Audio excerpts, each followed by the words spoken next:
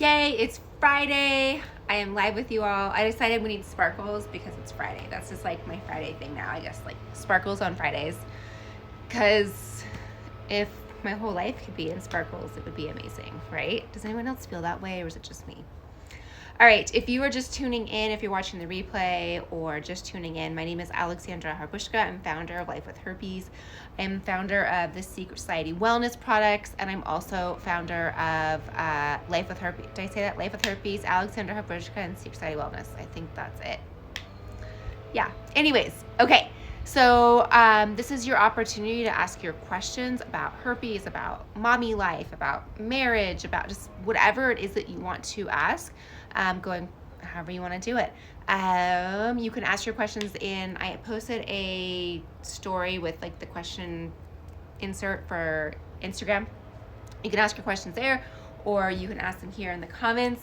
I'm excited to do that. Also, I don't know if I've told you all, I've talked about it here and there, but we have a Secret Society retreat coming up. It is July 30th, 31st, and August 1st, actually live here in Las Vegas. I am so beyond stoked about it. It's gonna be so cool, so fun. We have speakers coming in. We have a lot of great speakers. We have, let's see, well, my husband, I think he's gonna speak, we'll see. An OBGYN, we have a private chef coming in, we have an exotic dancer coming in, lots of fun things happening. So anyways, if you want more information, go to lifewithherpes.com/retreat. And you can find out more information. Okay, Jennifer says, you noticed 2 days in a row she ate kale salad, and even on antivirals, I got the only outbreak. Could have been the kale I ate, nothing different except for 2 days. Just curious. Gosh, I don't know. Kale is typically high in lysine. Like the leafy vegetables are typically high in lysine. When you have seeds involved, they can sometimes they're actually not vegetables at that point, they're fruit.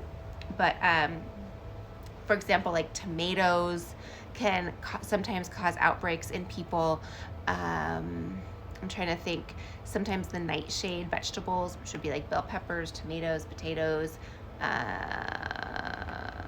trying to think, I think eggplant, those are nightshades. A lot of times that can cause inflammation in the body. And then if there's inflammation, basically your body's working on something else, and then it's run down, right? It's focusing on fixing something else happening in your body. And that's an opportunity for the herpes virus to pop up, perhaps. I don't know. Try it again and see what happens. You don't know. It could have been something in the kale salad. I don't think it's the kale per se, but who knows? Kale may not be your jam. Like, for example, kale gives me a headache if it's just like that. I don't know. I love the taste of it, but I get a headache every time I eat it. So I just don't order it. I just have like a few bites of my husband's and I just don't order it. But that could be your situation as well. I'm not sure. Okay. But great question about food. Let's see. Chloe says, I could have possibly gotten an incurable STD from an assault, and I'm having trouble being able to cope. Do you have any advice? Well, first of all, I hope that I'm really sorry about the assault. That is awful. That is a violation of our gift, of our rights, of our who we are as like human rights. So if that is happening to you, I'm very, very, my heart goes out to you. Number 2, are you seeking professional counseling? Because if that is, the case, then absolutely you need to seek professional counseling. That is going to be key for you in order to get over this and hi, buddy. To get over this and begin to get back to life. My little boy is meeting me out the window here, guys. See him? Anyways, sorry, Chloe. So as far as potentially having an incurable disease, STD, like if it's herpes, hepatitis, HIV, there's a lot of solutions that, we can take care of it daily. I would say if it is herpes, that's the one I'm an expert in. That's the one, I have and most people here have. It's an annoying blister that occurs when you're stressed. And that's really it. is it like, ooh, let me sign up to get it? No, but at the end of the day, it's just a blister. That's it. It's an annoying skin disease. It's like a zit, like my zit right there. It's been percolating for 3 days. That's it. And if we can start to detach from the shame, the guilt, the insecurity of it, and begin to build confidence and be like, look, this is what I have. This is what it is. You like me or you don't. You want to be with me or you don't. If you don't want to be with me because I have herpes, all right, great. Getting to that point. Chloe, yeah, I understand the cope, and I would, again, seek counseling, seek legal counseling. That would be an important thing. Jennifer said, you just pointed it out, that sense is something different. Oh, I'm afraid to eat it again, LOL. I know, don't be afraid to eat kale again. Like, just go see. And it could have just been, who knows? It could have just been you had a stressful week. It could have been, who knows? Maybe you didn't drink enough water. You just don't know. Sometimes. Other times you're like, uh-oh, I know exactly what I did. But kale's one of those like, I don't know. Try it. Just see. You don't know. You don't know. You've had, I have a bad habit of biting my nails. Can I pass HSV1 to them? Don't bite your nails. That is a bad habit. I know. Like, I remember if I was little and I would go to bite my nails, my mom would always like, that was not allowed. I was not allowed to bite my nails. But anyways, do you have oral herpes? I don't know if you have oral herpes. Something I would look at, if you have the antibodies in your body, then it's pretty hard to reinfect yourself with the same virus. In fact, it's supposedly, based on the knowledge we know, not possible. So if you have the antibodies, it's going to be pretty hard. The thing is, if you don't have the antibodies, like it's called herpetic whiplow, which means it can potentially get into your fingers. No one's ever asked me that question. That is a very good question. I know back in the day, I don't know about you guys. I don't know how old you are, but when I was a child, my dentist didn't wear gloves. It wasn't needed. And I've heard of a lot of dentists back in the day before gloves were mandatory. Before gloves were mandatory, they're saying like dentists had a lot of herpetic whiplow because they were, in people's mouths with outbreaks. So, yeah. Okay. Does HSV1 live in bodily fluids, or is it transmitted during an outbreak? That's a great question. I get that question a lot. I usually get it in forms of, can I donate blood if I have herpes? And the answer is the herpes does not live in bodily fluids. Unlike, for example, HIV, hepatitis, those live in bodily fluids. Herpes lives in the nervous system, and it's a skin-to-skin transmission. So, so it's only transmitted with an active outbreak or when the virus is shedding. The silent thing about the virus shedding is we don't know, those of us that are hosts that carry it do not know that that we're contagious at that point. I'll use my mouth as an example. I have oral HSV1. I have no oral outbreak. To my knowledge, I have zero viral shedding. But I could very well be contagious right now and not even know it. So that's kind of that's typically how most herpes viruses are transmitted. 70% of transmissions occur without an outbreak. And so that's kind of the if I only would have known, or that's why a lot of times people are like, well, I looked to see if they had herpes, they didn't, there's no outbreak, so I just went for it. No. You don't really see it.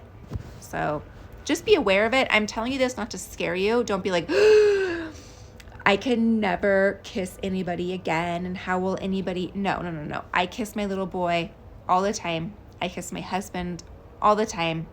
I don't actually know who gets more kisses. If you ask my husband, he'd probably say my son does, but I don't know. They both get lots of kisses.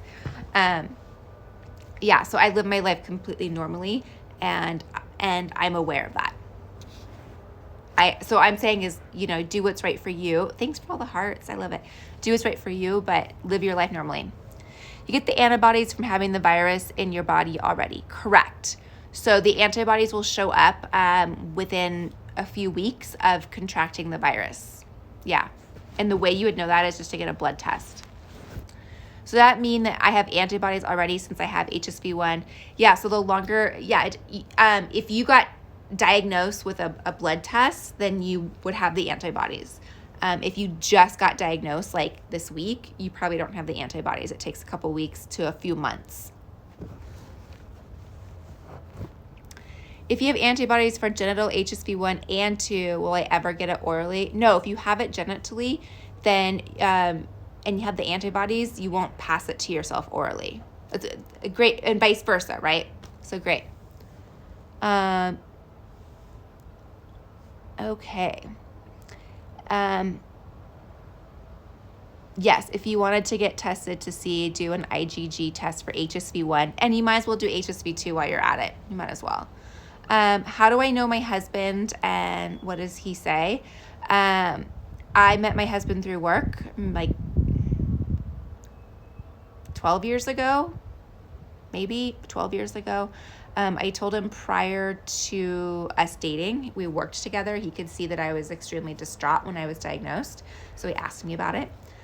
He's like, what's going on? And so then, of course I told him. And then later, a few years later, an opportunity arose where we were interested in each other, and you're welcome.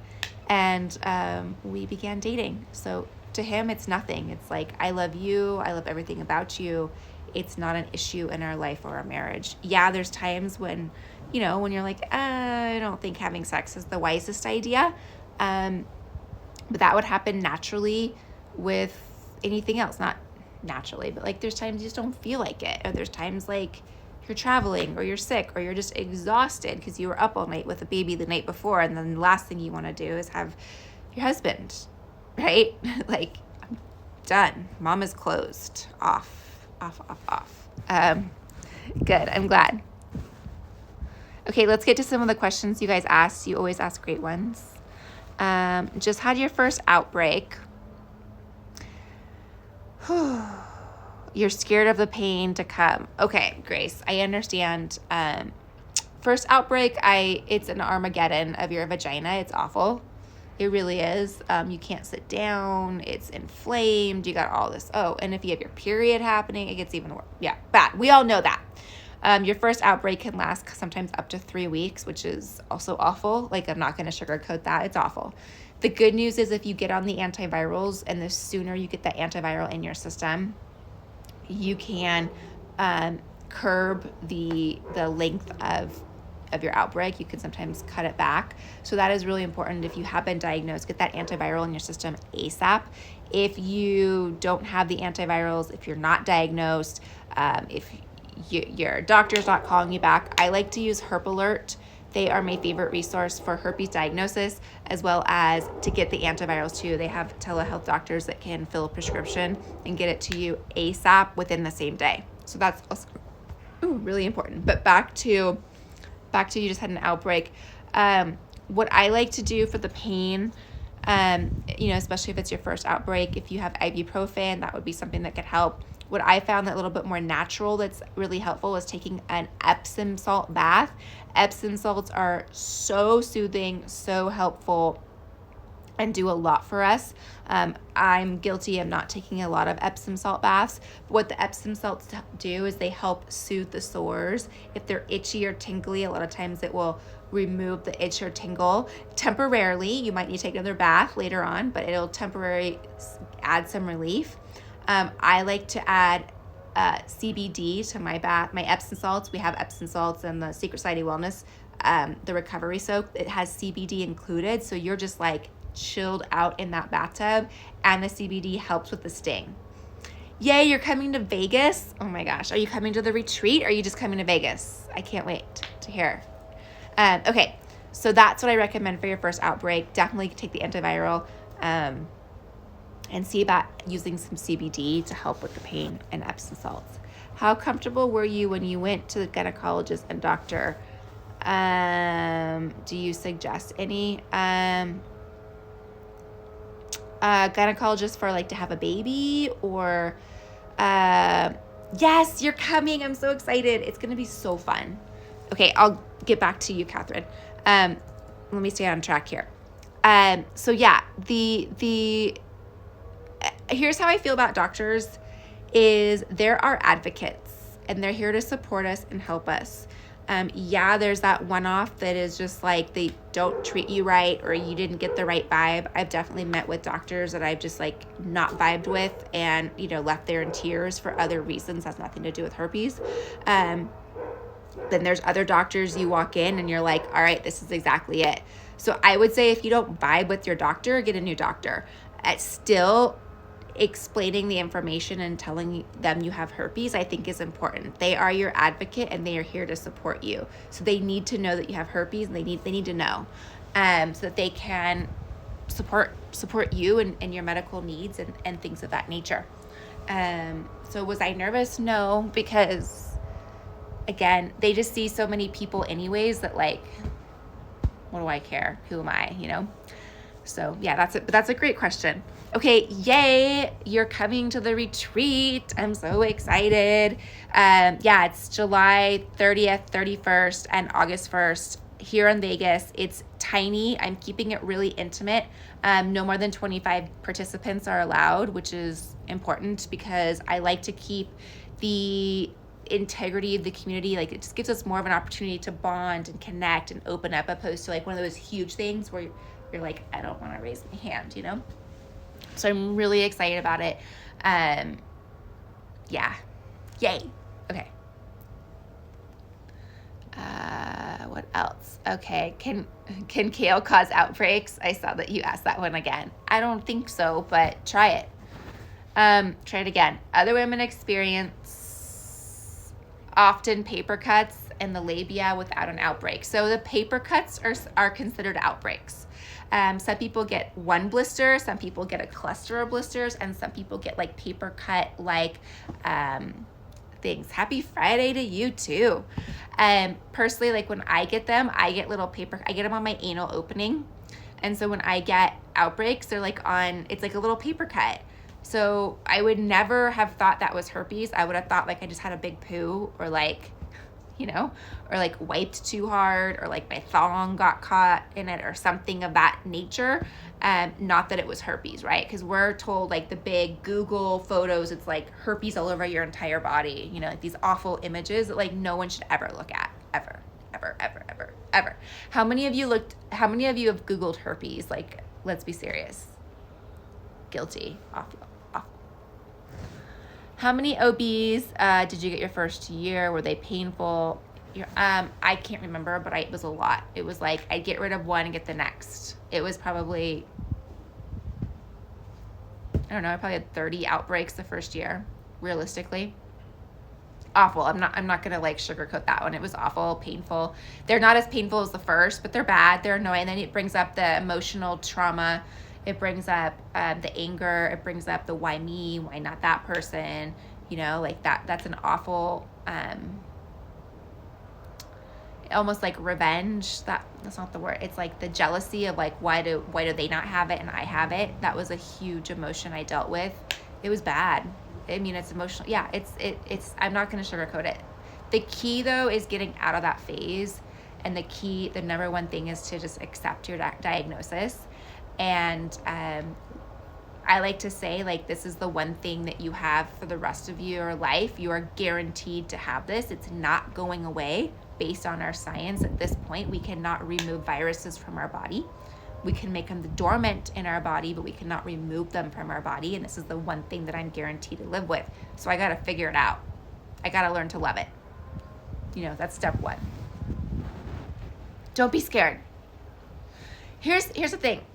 I always like to tell people the worst thing that happens with herpes, the worst thing, you get an outbreak. That's it. That is the worst thing. We go, oh my gosh, if I go on vacation and what happens? You get an outbreak. Yeah, I don't want one either, but that's the worst thing. It's not like you're going to lose your arm, you know? Like there's, like, think about it, a cancer diagnosis. That's big difference. Big difference. The worst thing is you get an outbreak. Okay, is it healthy to drink lemon water when you have an outbreak? I would say sure, why not? That gave me that feeling in my teeth. I love lemon water, but it like my teeth don't like that. Anyways, I love lemon water too. Yeah, it's great for cleansing. It's great for your digestive system. Absolutely, do that. Whatever makes you feel good, do it.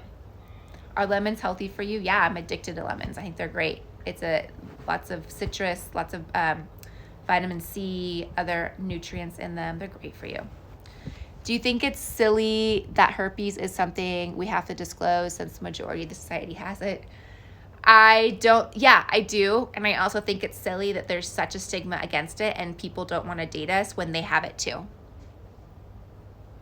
Like they have it, but they don't want to, like, the whole thing's silly. But right now, hopefully for future generations, it won't be silly. But right now it is, yeah. My genital herpes comes and goes with my period. Makes me wonder if it was an outbreak. Yeah, you get outbreaks. It's very common to get outbreaks around your period for women because your hormones are changing. And that's a big trigger and very common for women to get it around either like before, during, or after, like, you know, day before, day after, things like that. What you can do to be aware of it is know that's what triggers it. You can add lysine to your diet. You can get extra rest. You can take the antiviral. You can take lysine. You can take monolaurin. There's a lot of things that you can do naturally. Take some Epsom salt baths. Use our everyday wellness oil. That's really helpful. It has essential oils in it to help combat an outbreak. So there's a lot of things you can do to help prevent it or lessen the severity of it. As a female with herpes HSV2 genital, can my partner contract it while having oral sex in that region? So yes, your partner can contract, anyone can, so it doesn't matter if it's HSV1 or HSV2, genital or oral, your partner can contract it if they come in contact with it and are not already infected. So if you have genital HSV2 and your partner is performing oral sex on you, yes, your partner can now get oral herpes. That would be the HSV2 strain. There's not a lot of statistics out there with HSV2, and I think it's because people just don't it's assumed that if it's oral, it's HSV1. So there's not a lot of tests being done, but yes, it is possible. It doesn't like that region. The virus honestly prefers dark, moist areas, and that's typically not our mouth, right? It's the genital region, but it is possible. What's the best remedy to get rid of flare-ups? At first I thought it was hiccups, and I was like, I don't know. Flare-ups, I would say your diet, your lifestyle, and I would say using any of our Secret Society wellness products.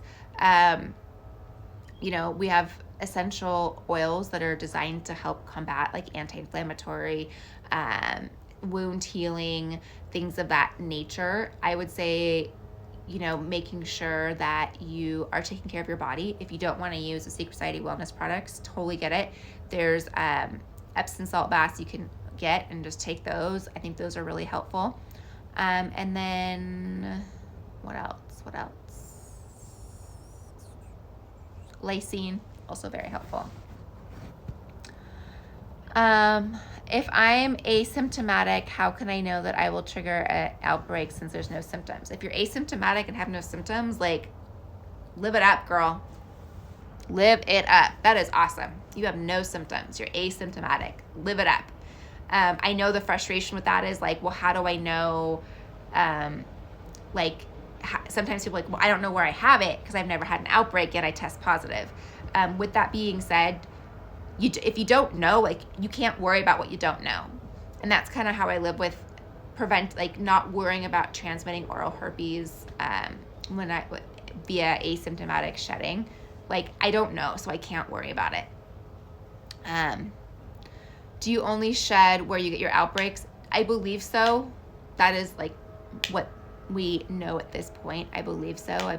You shed in the area in which you're contagious. Yeah.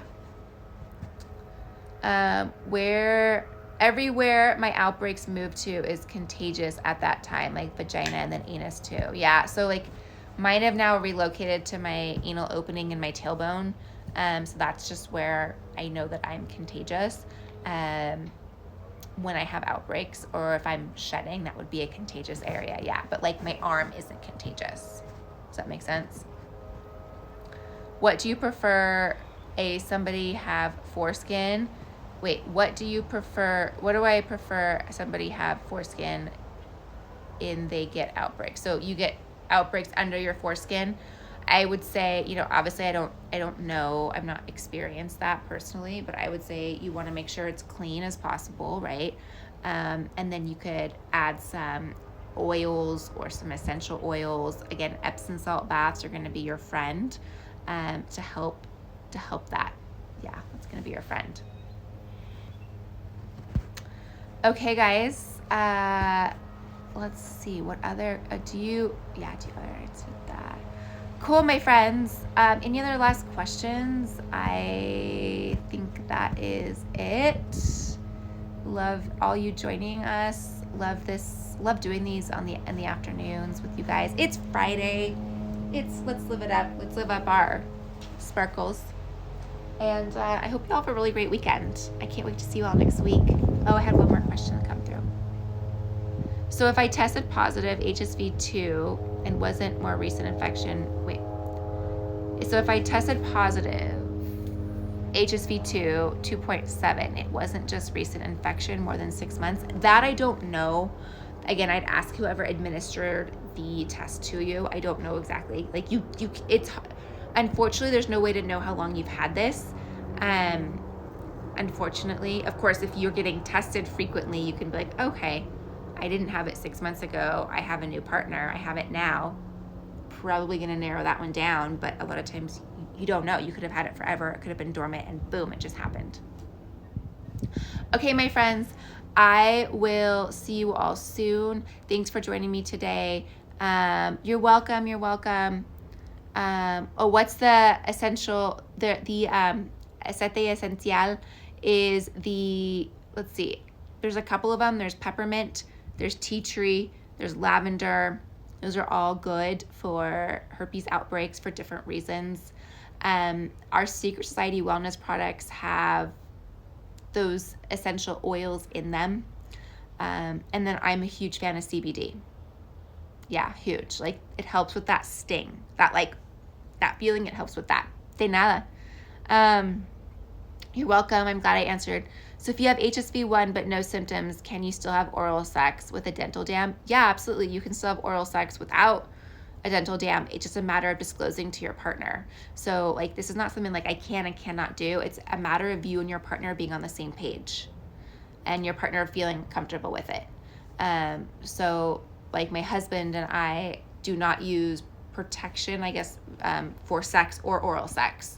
But that's where we are with it,